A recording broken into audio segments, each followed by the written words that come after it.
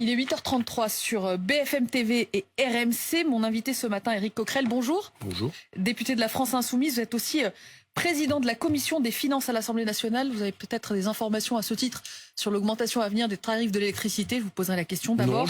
Non. Allez-y. On va y arriver à l'augmentation des prix de l'électricité. D'abord, je voudrais dire un mot de la situation à Saint-Denis, dans votre département, dans la ville plus précisément de Saint-Denis, où depuis hier, la présence policière a été renforcés, les attroupements sont interdits, les habitants choqués par l'ultra-violence après plusieurs rixes ces derniers jours et la mort d'un adolescent mercredi soir poignardé sur les quais d'un métro. Comment est-ce qu'on arrête la violence, 14 Coquerel 14 ans. Comment on enraye ce cycle de la violence? Écoutez, la question de violence liée au rix, j'ai pas les détails de l'affaire, mais il y a eu plusieurs événements à Saint-Denis ces derniers jours. Parfois, ça part de raisons mineures. Et après, il y a un essai d'entraînement de groupe. Les réseaux sociaux jouent aussi un rôle. Vous êtes d'accord avec le président là-dessus? Il y a un effet d'entraînement sur chacun pourra le constater. C'est-à-dire que les réseaux sociaux multiplient, démultiplient ce qui a toujours existé. Les affrontements entre des bandes de jeunes dans les quartiers, ça a toujours existé. Si vous regardez les informations, c'est pas nouveau. Simplement maintenant, là, ils sont très jeunes et il y a des morts. C'est très jeune. Il y a des morts. C'est-à-dire il y a un armement qui est, j'allais dire, supérieur. C'est plus. Et puis les réseaux sociaux multiplient ça. Bon, voilà. Donc on connaît l'effet des réseaux sociaux. Je sais pas, vous faites partie certainement de listes des fois à WhatsApp. Vous apercevez que les gens ont tendance des fois à faire des choses sur les réseaux sociaux qu'ils ne feraient pas dans la vie normale, à dire des choses. Bon bah là ça accentue les choses. Bon, mais qu'importe. C'est un phénomène. Moi je l'ai traité à plusieurs reprises. On a fait un colloque à l'Assemblée là-dessus, notamment avec quelqu'un qui s'appelle Camara, qui dans le Val d'Oise, qui a une association qui travaille là-dessus, sur ces questions-là, pour essayer d'anticiper les choses, pour essayer de faire de la formation, de la prévention. Et c'est vrai que c'est un phénomène qui se développe, qui est extrêmement grave, ne serait-ce que parce que perdre sa vie à 14 ans, bon, évidemment, celui qui est mort, c'est absolument terrible. Ses parents, c'est terrible. Mais celui qui a commis l'acte, il a 20 ans, je veux dire, sa vie est foutue aussi. Le maire de la ville dit aux parents, gardez vos enfants à la maison. Oui, là, pour l'instant. Là, c'est une mesure conservatoire. Vous joignez à cet appel? Oui, parce qu'en fait, lui, ce qu'il souhaite pour l'instant, c'est de l'apaisement. C'est-à-dire, par exemple, il a pris une mesure anti-regroupement pour simplement donner une assise juridique pour que les policiers puissent intervenir, pour que ça se calme. Mais après... Vous êtes favorable à ces mesures? Vous êtes d'accord? Là, il faut faire baisser le thermomètre, bien sûr. Là, pour l'instant, faut que ça s'arrête. Bon. Mais par contre, il faut régler les problèmes à long terme. Et à long terme, ça se passe avec de la prévention, de la formation, plus de moyens dans les écoles, plus de moyens pour les travailleurs sociaux qui souvent ont vu leur poste réduit ces dernières années. Plus de policiers aussi. Je pense surtout que des policiers, il y en a beaucoup déjà. On est un pays dans lequel il y a beaucoup de policiers, il y a beaucoup de présence policière.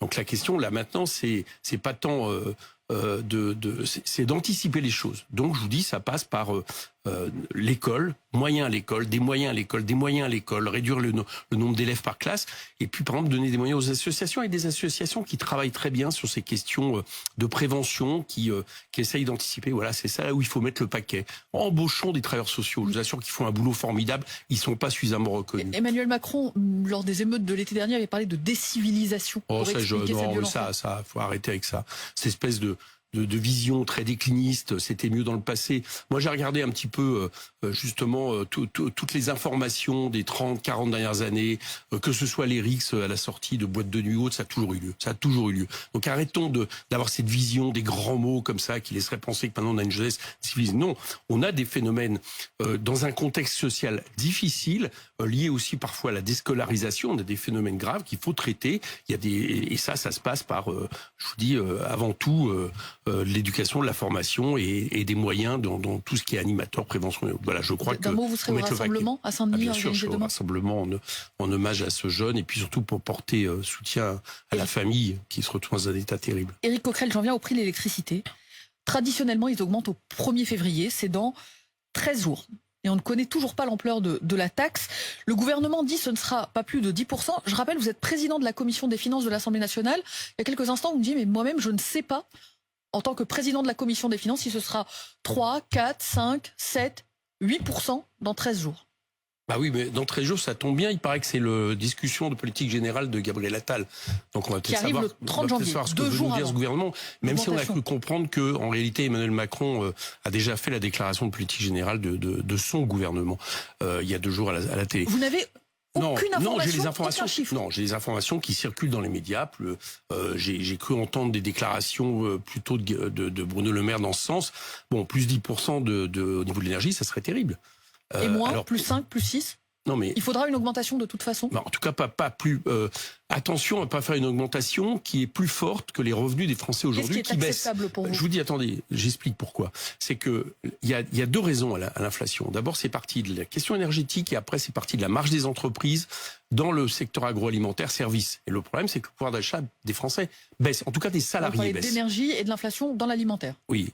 Le pouvoir d'achat des Français baisse. Or, il faut savoir que qu'est-ce qui explique qu'en France, on s'en sorte un peu mieux qu'en Allemagne au niveau de la croissance sur l'année, 0,8% de croissance, alors que les Allemands sont bien plus loin. C'est la consommation populaire qui arrive à supporter encore un peu l'économie. Elle a complètement fléchi au 4e trimestre. Et des dispositifs qui aidaient à maintenir cette consommation, mais dont il faut sortir. Dixit, y compris la Cour des comptes. Non, il faudra une augmentation des prix de l'énergie de toute façon. Non, je crois qu'il faut regarder d'abord le pouvoir d'achat des Français. Alors, la meilleure manière de faire, ça serait par exemple d'indexer les salaires sur l'inflation, c'est-à-dire de faire en sorte que les salariés, les Français en général qui produisent des richesses, gagnent plus d'argent. Pour l'instant, c'est pas la politique du gouvernement. Non, c'est pas. On va y venir. C'est pas la politique du gouvernement. Le politique du gouvernement, c'est toujours de faire des cadeaux aux plus riches et pas dans la partage de la valeur ajoutée. C'est pas vraiment s'intéresser au salaire, si ce n'est à des primes d'activité qui, en plus, pratiquent, il n'y a pas de cotisation. Mais c'est ça qu'il faut faire. Mais tant que c'est pas fait, gare à l'inflation. Donc c'est pour ça que nous on a proposé de bloquer les prix au niveau de l'alimentaire et une telle augmentation de l'énergie, ça va mettre en précarité énergétique beaucoup de nos concitoyens qui pourront plus se chauffer avec tous les problèmes qu'on connaît aujourd'hui. Mais sauf qu'aujourd'hui, Éric Coquerel, ce que le consommateur ne paye pas, c'est le contribuable qui le paye, puisque les prix de l'électricité bas, c'est en raison d'une taxe qui avait été baissée, qui va être réaugmentée, mais qui a été baissée qui rapporterait environ 3,2 milliards dans les caisses de l'État. Mais qui avait été baissée il y a 2 ans pour maintenir les prix au plus bas pendant la crise énergétique. C'est la même poche à la fin, le consommateur, mais tout ça le contribuable. aussi, parce que je vais pas rentrer dans les détails, mais on a un système de l'énergie en Europe que le chef de l'État l'avait lui-même dénoncé, qui est aligné sur la question du gaz, qui est pas bon. Donc il faut revoir ça. Moi, je vais vous dire une chose. Arrêtons. Si on n'avait pas dérégulé l'énergie, qui a comparativement montré était égal à une augmentation en réalité du prix de l'énergie, on n'en serait peut-être pas là. Parce que l'énergie, c'est un besoin bien fondamental. Personne ne peut en être privé pour se chauffer, pour s'éclairer, etc. Et je crois que la question, elle se pose là. À force d'avoir dérégulé ce que veut encore faire le chef de l'État, si j'ai bien compris, eh bien, on en arrive à ce système. Donc il faut peut-être revoir de fond en comble ce problème. Éric Coquerel, vous parlez des salaires. Est-ce que vous avez entendu ce cri lancé par Emmanuel Macron à Davos, au patron? Non, qu'est-ce qu'il a dit? Il leur a dit, nous n'avons pas assez de bons emplois bien payés. Et la réponse ne dépend pas seulement des dirigeants politiques, mais aussi des entreprises. Aidez-nous à donner de l'espoir aux classes moyennes. Est-ce que vous êtes d'accord avec le constat? Le constat, oui. Pas assez de bons emplois bien payés. D'accord. Et la solution, c'est aux entreprises d'augmenter, pas aux dirigeants. Lui, il peut aussi prendre des décisions. Il peut, par exemple, décider aussi que désormais, les salaires sont indexés à l'inflation tant que l'inflation remonte. Par exemple, c'est une façon d'augmenter les salaires. Je vais vous en donner une autre proposition. Il se prépare exactement à faire l'inverse de ce qu'il dit. Il y a une loi qui se prépare, qui va encore casser le code du travail, où, de façon à ce que le SMIC, que les salaires ne soient pas rattrapés par le SMIC, on va peut-être adapter le SMIC à chaque branche. C'est-à-dire que dans les branches où les salaires sont faibles, on va peut-être baisser le SMIC. Bon, il y a une autre solution, ça serait de faire en sorte que les entreprises... Oui, c'est ce qui est pour l'instant dans les cartons. C'est-à-dire qu'on aurait pu un SMIC au niveau national. On aurait dans les cartons, c'est le ministre, la nouvelle ministre du Travail qui l'a annoncé. Dans les mesures, vous avez eu plusieurs annonces en ce sens. Dans les mesures qui sont prévues, il y a des mesures de moins d'indemnisation des chômeurs de longue durée seniors. Bon, là, on voit bien ça, c'est un autre sujet. Ça va tout. Non, ça serait dans la même loi, dans le pouvoir d'achat. Et il y a des mesures peut-être qui remettraient en question un SMIC au niveau national, qui l'adapterait par branche. Pourquoi? Pour faire en sorte que dans les branches où les salaires sont faibles, les gens soient pas en gros, il n'y ait pas une smicartisation, comme on dit, de l'économie. Oui, mais moi, je propose une autre solution. Attendez. Je précise pour nos auditeurs et nos spectateurs, il n'y a jamais eu autant de travailleurs au SMIC en France. Et j'aime autant de travailleurs pauvres aussi. Le SMIC a augmenté, je le dis en passant, de 10% au cours des 2 dernières années. Et ça crée de la frustration puisque ceux qui ont des bas salaires se voient rattrapés par le SMIC. C'est aussi ce qui crée le sentiment de déclassement. La question, c'est pas le SMIC, plus 2% de pouvoir d'achat, pas plus 9, contrairement à ce qu'a dit le chef de l'État. La question, c'est pas le SMIC. La question, c'est que les salaires au-dessus du SMIC ne sont pas assez élevés. Pourquoi ils sont pas assez élevés? Parce que depuis plusieurs années, dans le partage de la valeur ajoutée, l'argent part vers le capital pour aller vite. Est-ce que vous savez, par exemple, que l'an dernier, le pouvoir d'achat global des Français a augmenté de 0,8 et simplement grâce à l'augmentation des revenus du capital. Éric Coquerel, ce que disent les patrons, ils disent nous, si on veut augmenter de 100 € de plus à la fin du mois un salarié, ça nous coûte en réalité 483 € à l'employeur. Calcul qui a été fait par la direction statistique des ministères sociaux. Comment vous expliquez 100 € de plus sur une fiche de paye, 483 € de plus pour l'employeur. Comment vous expliquez que dans une situation aujourd'hui de situation économique pas compliquée, les dividendes explosent, c'est-à-dire les revenus non investis explosent, on n'a jamais gagné autant d'argent. Comment vous expliquez que les 5 milliardaires dans ce pays ont vu leurs revenus augmenter depuis 87, leur fortune de 87%? Comment vous expliquez que 42 milliardaires, attendez, excusez-moi, 42 milliards ont gagné plus de 230 milliards. Donc de l'argent, il y en a, oui mais d'accord, mais c'est pas le problème de taxer. Le problème, c'est comment on redistribue la richesse qui est produite. Alors, et la richesse aujourd'hui produite, elle part trop vers le capital et pas assez vers les salaires. Et comment on fait pour rééquilibrer d'après vous? Eh bien, par exemple, je vous propose d'indexer les salaires sur l'inflation. Ça serait déjà un début, c'est-à-dire que au lieu de faire en sorte que le SMIC monte moins, eh bien, on fera en sorte que les salaires montent plus. Par exemple, on pourrait aussi conditionner les aides aux entreprises, qui aujourd'hui sont non conditionnées. On est champion d'Europe des aides aux entreprises. On le dit rarement en France, mais on donne de l'argent à toutes les entreprises. Celles qui, par exemple, vont licencier, celles qui, par exemple, vont faire beaucoup de dividendes au lieu d'investir, ou celles, par exemple, qui n'augmentent pas leurs salariés. Eh bien, et dont les entreprises qui augmentent leurs salariés au niveau de l'inflation. Ça serait des mesures intéressantes. L'exécutif et Emmanuel Macron en particulier a une idée, Éric Coquerel, pour augmenter les salaires. Alors, pas partout, dans le public, c'est d'ajouter ou d'augmenter plutôt la part de mérite dans la rémunération des fonctionnaires. Il l'a évoqué lors de sa conférence de presse mardi. Est-ce que vous dites pourquoi pas? Après tout, un fonctionnaire qui travaille bien, c'est normal qu'il soit mieux payé. Mais ça revient à l'idée que les fonctionnaires aujourd'hui ne travaillent pas bien. Et qu'ils gagnent. Mais si, ça veut dire ça. Si vous dites que la manière d'augmenter le niveau de vie des fonctionnaires, c'est de leur donner de l'argent à partir du moment où ils travaillent plus. C'est par exemple le fameux pacte pour les enseignants. On va vous donner de l'argent si vous faites des heures en plus de devoirs après vos cours. Ça veut dire qu'on estime que vous gagnez assez pour ce que vous faites. Eh bien, moi, je ne suis pas d'accord avec ça. Je pense, par exemple, le point d'indice des fonctionnaires, il a été gelé dans ce pays depuis des années. Donc déjà, payons les fonctionnaires correctement, à la hauteur de ce qu'ils font, payons les soignants correctement, payons les policiers correctement, etc., etc. Et après, on parlera éventuellement peut-être de ce qu'ils pourraient gagner en plus. Mais le problème, c'est qu'ils ne gagnent pas suffisamment par rapport à ce qu'ils font aujourd'hui. Et c'est d'ailleurs pour ça qu'on a du mal à recruter des enseignants, du mal à recruter des infirmières, etc., etc. Vous parlez des infirmières, est-ce que ce ne serait pas normal? Enfin, j'imagine une infirmière qui nous écoute ce matin, qui dit moi, je suis très motivée dans mon travail, je suis contente d'aller voir mes patients, j'arrive à l'heure tous les jours, je suis enthousiaste. Ma collègue l'est peut-être un peu moins, et c'est sans doute pas de sa faute quand on voit, notamment dans l'hospitalier, l'état de l'hôpital. Mais est-ce que ce serait pas normal que cette infirmière, au final, se dise finalement, j'ai un supplément de salaire? C'est sans doute surtout pas vrai. C'est-à-dire que le Covid l'a montré. Vous n'avez aucun mérite à essayer un peu plus. Chacun sait aujourd'hui, vous allez dans des hôpitaux aujourd'hui, chacun sait que le personnel soignant, c'est lui qui tient l'hôpital. Et de manière globale, c'est pas quelqu'un qui travaille plus que quelqu'un d'autre. Ils font un boulot énorme. Ils ont fait un boulot énorme pendant le Covid, alors qu'ils avaient averti le chef de l'État avant que l'hôpital public était en train de craquer à force d'avoir fait des économies. Ils l'ont fait en se construisant leur propre blouse, etc. Donc c'est ce que vous êtes en train de dire, ils sont méritants, il faut les payer plus. La question, c'est bien sûr, non, il faut les payer plus pour ce qu'ils font aujourd'hui. Voilà, aujourd'hui, par exemple, ils sont en dessous encore de la moyenne des soignants de l'OCDE. Bon, arrêtons avec ça. On pense que c'est des métiers essentiels. On a raison. On les paye plus. Mais ce dont on parle là aujourd'hui par rapport aux infirmières, par rapport aux enseignants, dont vous savez aussi que 3000 postes ont été vacants au début de l'année parce que les gens, ils ont plus envie d'aller faire un métier où ils se retrouvent devant 30 élèves par classe ou 26 en collège et qu'ils ont un métier très dur, mal payé ou qui les oblige en plus à se déplacer très souvent, parfois entre plusieurs collèges.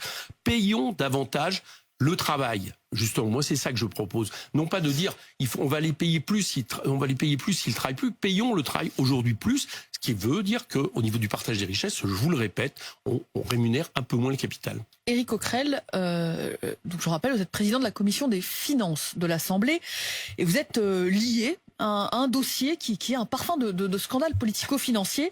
Les conditions dans lesquelles le joueur de football Neymar a été transféré au Paris Saint-Germain en 2017. Libération et Mediapart accusent le gouvernement d'avoir aidé le club à payer moins de taxes sur ce transfert. Une perquisition a eu lieu lundi au ministère de l'économie.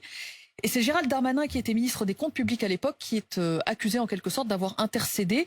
Vous enquêtez vous aussi sur ce transfert? C'est pas que j'enquête, c'est que j'utilise mes fonctions, j'ai le droit pour demander les documents fiscaux, peut-être qui existent, selon le Mediapart, ce qu'on appelle des rescrits, c'est-à-dire à un moment donné des accords fiscaux qui sont donnés à tel ou tel contribuable parce qu'on estime qu'on va pouvoir baisser les impôts sur telle situation. Donc je vais voir. Vous avez écrit au ministère de l'économie mardi. Oui, pour avoir tous ces documents. Et vous les avez eus? Vous avez demandé au plus vite?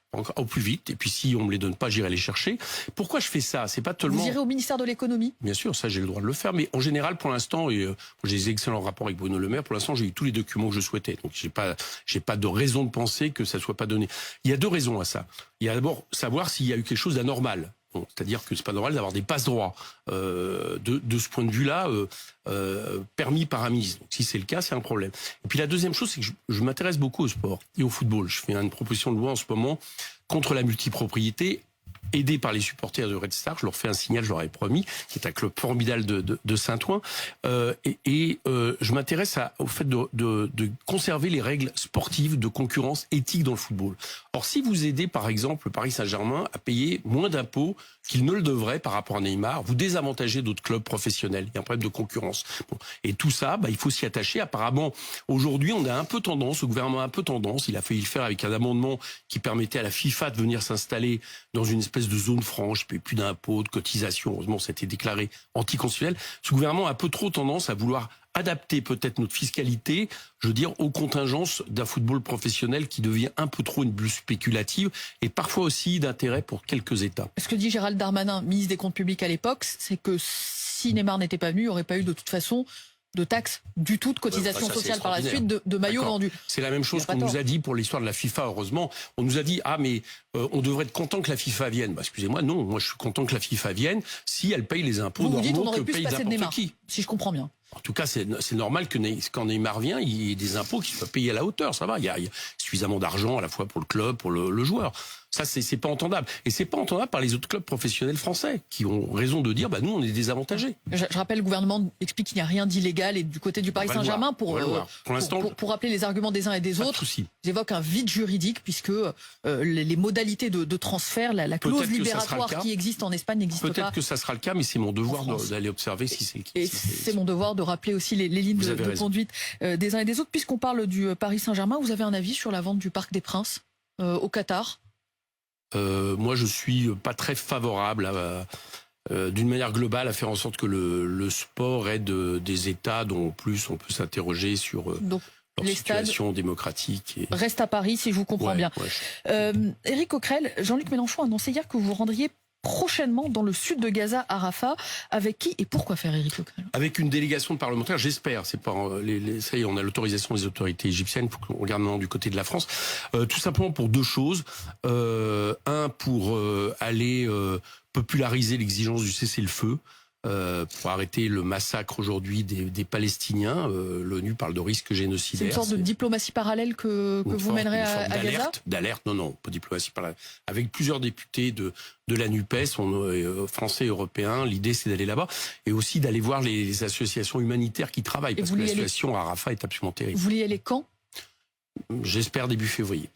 Parce que certains vous diraient, est-ce que c'est opportun d'aller apporter un soutien aux populations civiles de Gaza alors que il y a encore cette interrogation autour de 3 otages français, alors que l'hommage aux victimes françaises de l'attaque du Hamas du 7 octobre n'a pas encore eu lieu? Excusez-moi, les civils palestiniens sont... Vous allez à Gaza, vous n'avez pas demandé d'aller en Israël?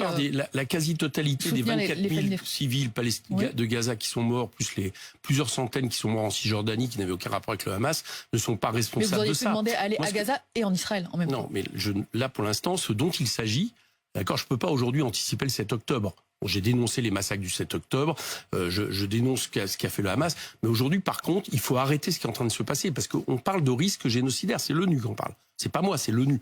Donc le devoir, quand il y a près de 24 000 morts dans un territoire dont manifestement le gouvernement israélien veut faire en sorte que ça ne puisse plus être une entité palestinienne pour un futur État, c'est de faire en sorte que ça s'arrête. Et je vais vous dire, c'est pas seulement dans l'intérêt du peuple palestinien, je pense que c'est dans l'intérêt du peuple israélien aussi. Parce qu'on peut pas, comme ça, risquer d'être en guerre contre tous les États de la région, coloniser une autre population pendant des décennies, soit sans soi-même, quelque part, être atteint. Donc je pense aussi que c'est dans leur intérêt que la paix revienne. Et la paix, elle commence par le cessez-le-feu. Éric Coquerel, en marge des attaques du Hamas, deux de vos collègues se sont retrouvés pris dans une polémique récente je parle de Raquel Garrido et Alexis Corbière, deux députés comme vous, de la France Insoumise et de Seine-Saint-Denis. Leur fille est accusée, vidéo à l'appui, d'avoir revendiqué son antisémitisme. Ils ont écrit une lettre hier pour demander à ce que l'affaire reste privée. Est-ce qu'elle peut rester privée ?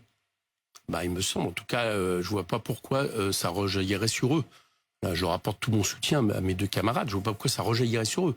Ils sont pas responsables des déclarations de leur fille, et je trouve que leur lettre est très belle. Merci Éric Coquerel, il est 8h53, bientôt 8h53 sur RMC et BFM TV, député La France Insoumise, président de la Commission des finances à l'Assemblée nationale. Bonne journée à vous, bonne journée à tous.